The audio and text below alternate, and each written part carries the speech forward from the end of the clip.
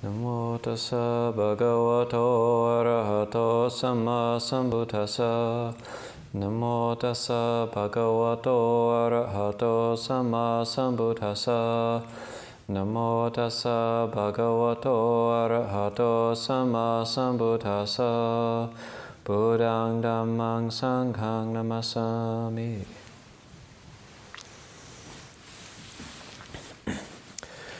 I'm going to read a little bit from Majjhima Nikāya 115, just some points to keep in mind about right view, and then I'll go into a couple more of this new translation of Luang Por Baen talks from Path and Fruit. One of the stories, he's actually telling the story of Ratapala, in which we heard earlier in the retreat, but I really like Luang Por Baen's telling of it, so it's worth reading.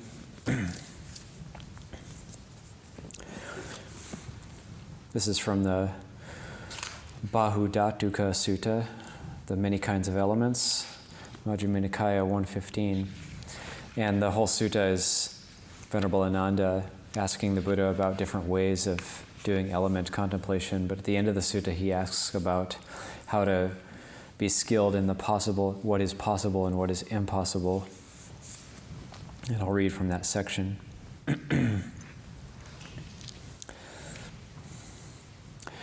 But, Venerable Sir, in what way can a bhikkhu be called skilled in what is possible and what is impossible? Here, Ananda, a bhikkhu understands, it is impossible, it cannot happen that a person possessing right view could treat any formation as permanent. There is no such possibility. And he understands, it is possible that an ordinary person might treat some formation as permanent. There is such a possibility. He understands, it is impossible, it cannot happen that a person possessing right view could treat any formation as pleasurable. There is no such possibility. And he understands, it is possible that an ordinary person might treat some formation as pleasurable. There is such a possibility. He understands, it is impossible, it cannot happen that a person possessing right view could treat anything as self. There is no such possibility. And he understands, it is possible that an ordinary person might treat something as self. There is such a possibility. And there's a few notes on that, the commentary is quite helpful in clarifying what right view refers to in this case.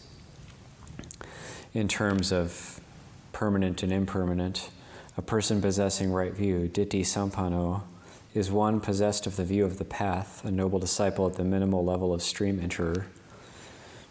Formation here is to be understood as a conditioned formation, anything conditioned.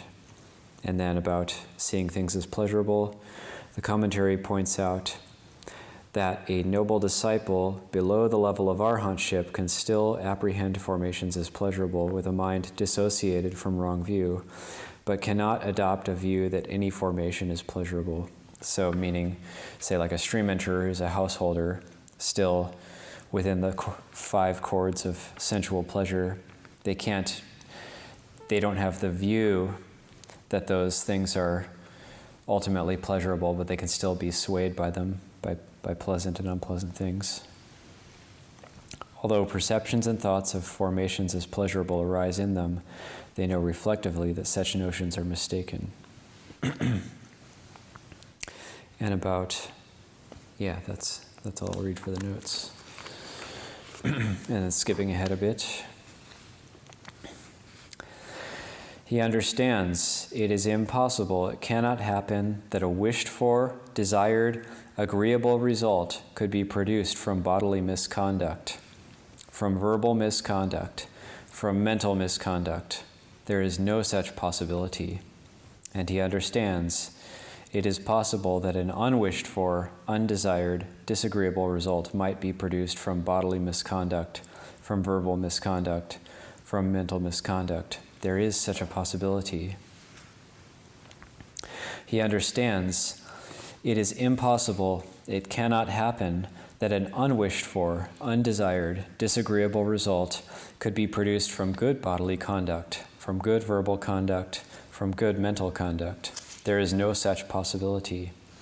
And he understands it is possible that a wished-for, desired, agreeable result might be produced from good bodily conduct, from good verbal conduct, from good mental conduct. There is such a possibility. He understands it is impossible, it cannot happen, that a person engaging in bodily misconduct, engaging in verbal misconduct, engaging in mental misconduct, could on that account, for that reason, on the dissolution of the body after death, reappear in a happy destination, even in the heavenly world. There is no such possibility. And he understands it is possible that a person engaging in bodily misconduct, engaging in verbal misconduct, engaging in mental misconduct might on that account, for that reason, on the dissolution of the body after death, reappear in a state of deprivation, in an unhappy destination, in perdition, even in hell. There is such a possibility. He understands it is impossible, it cannot happen, that a person engaging in good bodily conduct, engaging in good verbal conduct, engaging in good mental conduct, could on that account, for that reason, on the dissolution of the body after death, reappear in a state of deprivation, in an unhappy destination, in perdition, even in hell. There is no such possibility. And he understands it is possible that a person engaging in good bodily conduct, engaging in good verbal conduct, engaging in good mental conduct, might on that account, for that reason, on the dissolution of the body after death, reappear in a happy destination, even in the heavenly world. In this way, Ananda, a bhikkhu, can be called skilled in what is possible and what is impossible. So that's one of my favorites, which I like to refer to often, is that the Dhamma Niyamata, the normality or the fixed nature of karma, that it's literally impossible to have bodily, verbal, or mental misconduct, and from that misconduct have a happy result. And it's also impossible to have bodily, verbal, and mental good conduct and have it's impossible to get a bad result or an undesired result from that. And that it's always that way. It doesn't vary from that. So there's this section in Path and Fruit. It's near the beginning of the book, and before each section or chapter, they have like a quote from Luang Por Baen, like a paragraph to start it out. So this section is on ordination, and it starts out with a quote. Our duty as ordained people is to keep this mind and heart of ours far away from the issues of the world. All the issues of the world are nothing more than the issues of sensuality and defilement. We ordained people must turn our backs on them. As those who turn their backs on this worldly trivia, we nurture our responsibility as ordained people in the correct and proper manner. Samma sankappo, the thought of getting out from sensuality, is right thought. This is the path, the way to enlightenment. This is the way of Path and Fruit. That was a teaching from 21st of May, 1990. And also with these teachings, I probably won't read anything as hard-hitting as yesterday, but if there is anything that's coarse, ask forgiveness in advance. And thought it was kind of funny going from Bloom to this teaching of Luang Por Baen. It's like kind of like going from some sort of like hills are alive with the song of music, the sound of music, to like some sort of like death metal or something. But they can both have their benefits.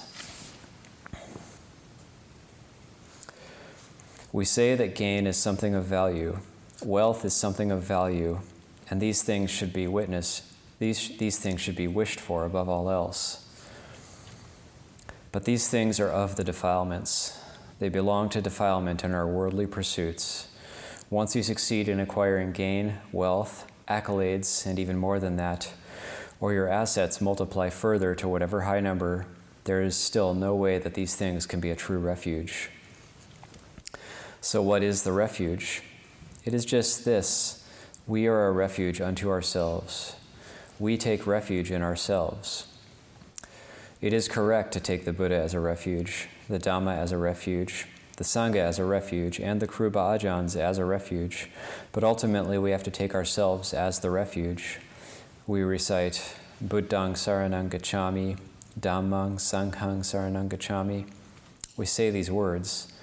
We don't deny that the Buddha, Dhamma, and Sangha are refuges, or that the Kruba Ajahns are a refuge. We don't deny these things, but in the end, all of us will find the true refuge within ourselves. I've been speaking about this matter for a very long time now, to make it very clear. This mind of ours is indeed our refuge. However highly we develop and train our mind, that mind will certainly be its own refuge. This is what is high and firmly established. That which we call gain, wealth, and reputation, even if you pile them up into a heap, filling the whole earth, they are absolutely worthless. Ow! How to speak clearly about what really has value. Material things are just things which we acquire, and yes, we really can make use of them and rely on them. However, these things we dwell in and rely on can't be a refuge. When we fall ill, a pile of money the size of the earth or bigger won't help. Take a gravely ill person and have them lie down on that pile of money. Does it cure them?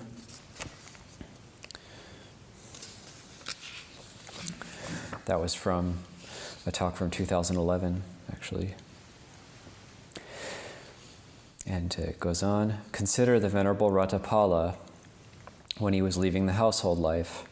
His parents wouldn't allow him to go. How could he just leave? Everyone knew this millionaire family in the district who were people of great wealth and influence. They said, "You are our only son. Who will look after all this wealth?" Thus they didn't give their permission. The father didn't give his permission, and the son didn't want to stay. In the end, the son was so firm in his resolve that he decided, if they won't let me ordain, then I won't ordain. I won't go, but will fast, thus going without all food. Then he really did it. He neither ate nor bathed. On the first day, the father went and asked his servant how his son was doing. On the second day, he asked the servant to check in again. On days 3, 4, and 5, he checked in with the servant. Then he started to get worried. He might actually die. Day 6, day 7. Wow, this can't be. He's going to die. How can I let my only son just die like this? He considered, all right, if he wants to ordain, then let him ordain. When he gets bored, he will surely return. So he sent the servant to inform his son, if you want to ordain, then you may ordain. Your father gives his permission. Even though the father sent that message, he was confident that before long his son would certainly return. That would be far better than letting him just die. Just before all this, the clansman Ratapala had listened to the Lord Buddha giving a teaching. He had been in his mansion, looking out over the city, when he noticed a group of people heading out somewhere. He went down and asked them, "Hey, where are you all going?" They said that they were on their way to hear the Lord Buddha give a teaching, so then Ratapala wanted to join them. When the teaching was finished, everyone left, but Ratapala didn't want to leave. At that time, he got the opportunity to pay respects to the Lord Buddha and requested permission to ordain thus. This is good. The ordained life is a life which is supremely excellent. The household life is a realm of darkness, and finding a way out of that darkness is most difficult, for the way is obscured by that very darkness. All that is accumulated here is more darkness. It's easy to increase these obscurations, but difficult to stop and make an end of them. but before ordaining, I must take leave of my parents. When his father said he could ordain, Ratapala bathed and ate a good meal. Then he respectfully took leave of his parents and went to pay his respects to the Lord Buddha, who granted him permission to ordain. The Buddha ordained him by saying, Ehi Bhikkhu, for the Buddha didn't make ordaining into something complicated. When permission was given, the ordination was finished. That's all. Venerable Ratapala ordained according to his wish, then proceeded to study the standards of practice and training. He threw himself completely into the practice, since he went forth for the sake of practice and for the realization of path, fruit, and nibbana. Eventually, he attained the fruit of arhantship. Time passed, and Venerable Ratapala decided to pay a visit to his parents. He went to them for alms, but didn't get any food. They saw him, but didn't recognize their son, so they weren't interested in giving. Once they eventually knew who it was, they invited him to receive the meal at their home the following morning. At that point, their son, the monk, had left home for a long time. Venerable Ratapala's parents considered, perhaps he has forgotten about his fortune. So they made a big pile of silver and gold. They gathered their wealth into a big pile. The size of this pile isn't specified, but we know that it was made with the intent to be sat on top of. When Venerable Ratapala arrived, he stood looking at the pile of wealth and reflected with pity and sadness upon the situation. My dear father remains totally entrenched. He doesn't even think for a minute about the calamity and ruin brought about by this very wealth. Fathers kill their sons, and sons kill their fathers because of this. So, Venerable Ratapala didn't want to sit on the seat made ready for him upon the pile of wealth. Instead, he just said, the whole world is a confused mess. All beings are bewildered with a fever, burning because of this thing we call money. It is all to do with this material thing we conventionally call money. Take it and throw it all into the ocean. When he spoke like that, it wasn't just an act. Arhants speak from a pure heart only, for the impure heart no longer exists for the Arhant. Presently, it is better to class everyone, either Buddhist or non-Buddhist, as worldly beings, as they take their personal defilements as their master and live following the dictates of them. In terms of gain, we don't discriminate between that gained by villagers or by people in the monastery, or whether it's striped, black, white, or yellow. It's never enough just to be ordinary. Wealth is the same. There's no end to it. Those venerable ones who see these things as a yoke, a trap, a prison, and a cage do still exist. Those who see these things as being no more than excrement still exist, but the percentage isn't high. Even 1 part per million people is difficult to find. Actually, in terms of sentient beings, 1 part of 100 million or even 1 billion is rare. In speaking this way, we count the hearts of sentient beings, not the exterior form, but humans are just one type of sentient being. Ordination means ordination of the heart. Don't see anything at all as belonging to you. Most importantly, this thing which is born and dies and we conventionally call our body. Get clear about this. Make this knowledge vividly clear and clarify the truth of how the body is. Use all your knowledge and inner vision for a clear certainty to arise. There's no need to want to let go, to want to be empty, to want to relinquish, to want to renounce. There's no need to desire dispassion. Excrement. If you know for sure that it's excrement, then even if it's wrapped in gold, it's impossible you will find enjoyment in that lump of crap. When something has nothing that can be considered a self, belonging to a self, even a little, to say it as a self or a person or ours can't be. Ordination. Ordination of the heart. With our heart ordination, it's not necessary to hold that we will ordain for 1 year. It's not necessary to hold that we will ordain for 1 month. We are ordained every day. We ordain every single day. Each day we live for that day. Ordain your mind and ordain your heart every single day.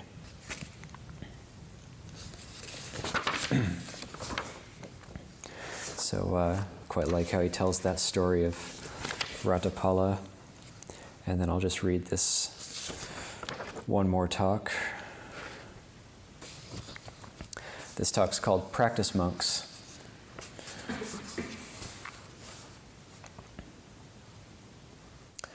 We say, practice monks. Those words point to something wonderful beyond measure.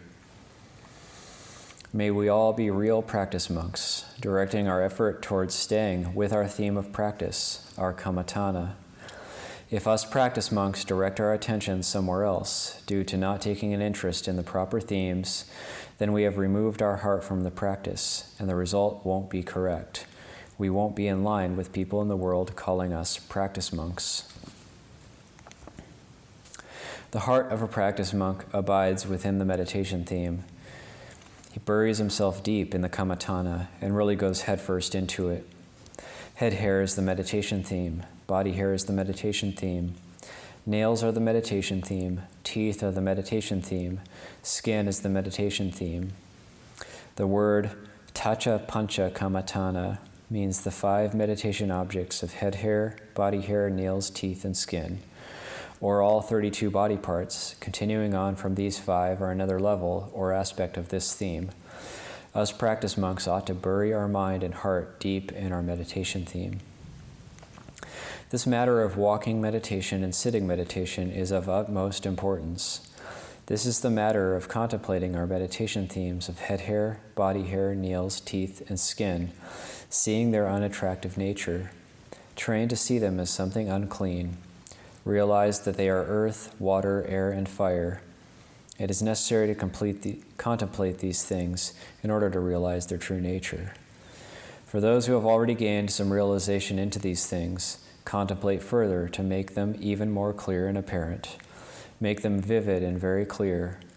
For those who haven't yet gained realization into these things, prod yourselves to hurry and enter into them. If we haven't gained this realization, then the mind won't gain an opportunity to reach the heart ordination. It won't be able to enter into the state of a noble one, or even a novitiate. One must see into these meditation themes. One must realize the true nature of the meditation theme beforehand. Then the mind will reach the state of being a noble one.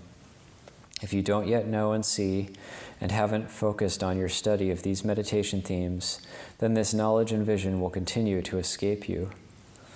Then one is a monk only on account of the shaven head, and none of us want that to be the case. We want to shave our whole head. We want to shave our whole mind and heart as well.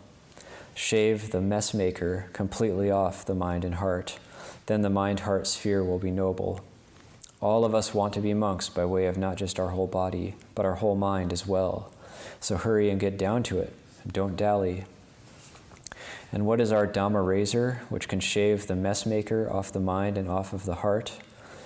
Hurry and prod yourselves to cultivate by seeing head hair, body hair, nails, teeth, and skin.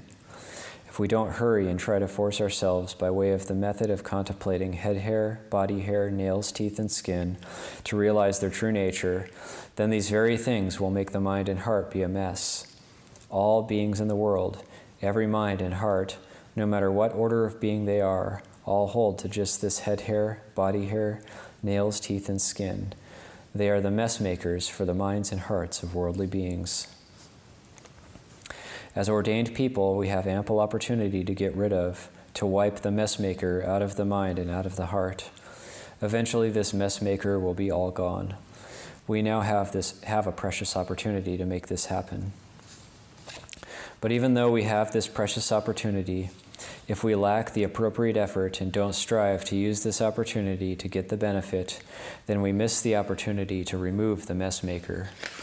The mind will remain firmly stuck in its mess, just like a head which hasn't been shaved.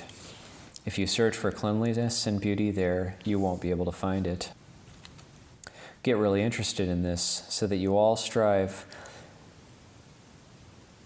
to bury the mind and the heart inside the kammatthana completely. In all 4 postures, don't let the heart get pulled away from the kammatthana.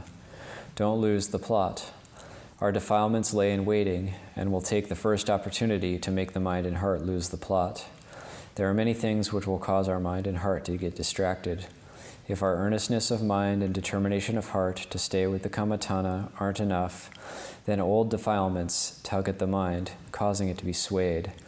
They can tug at the heart, causing it to drift away and follow a wayward path.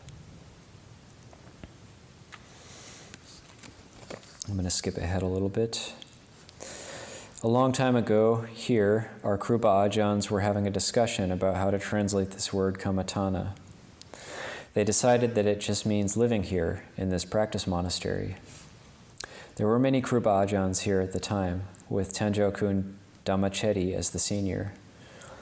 Finally, they decided to translate kammatthana as the base upon which path and fruit arise. They translated it like that. Kammatthana is the foundation which enables path and fruit to arise. It's the foundation upon which virtue stands. It's the foundation upon which all goodness and all wholesome qualities arise.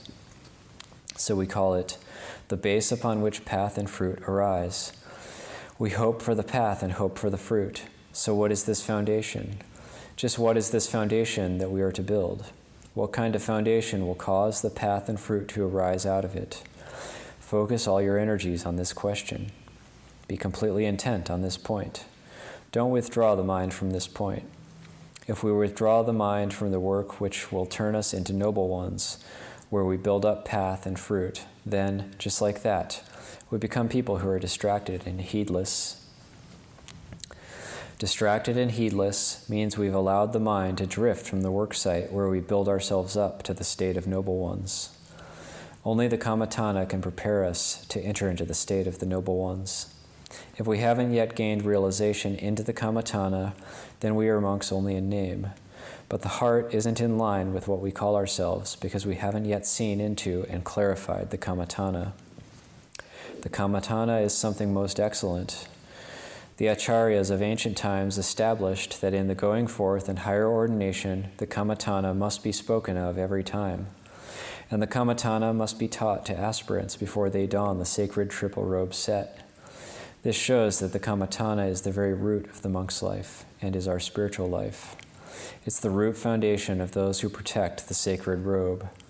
So get interested and plant yourself into this root foundation. In the center is the birthplace of Magga and Pala. In the center is the birthplace of the monk. Monk here means the mind, and refers to a mind and heart which has reached the highest. For the heart to reach the highest, it must have a breakthrough in the kammatthana first.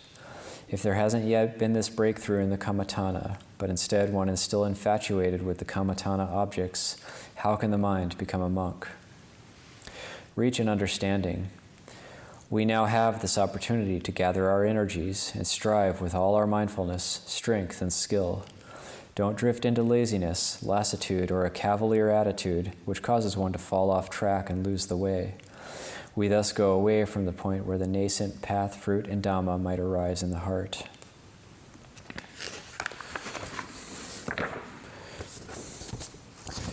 I'll leave the reading there for today. You get these. Sometimes we can get really hard on ourselves when we hear talks like that, but it harkens back to the suttas where the Buddha talks about, there's verses about arhants, and that one I call a monk, and so we might, if we read into it wrongly, we develop a self-defeating attitude based on, well, I haven't reached the heart ordination yet, but also acknowledging that it does take a long time, and that's the training. We just putting on the brown robes on the outside doesn't cause you to become a true monk on the inside. So, but in these verses you'll find verses in the Therigatha, him I call a monk, or those who are arhants reach the end of the practice. That one I call a Brahmin, that one I call a monk, that one I call a samana. So Buddha has a very high standard for what a true monk is.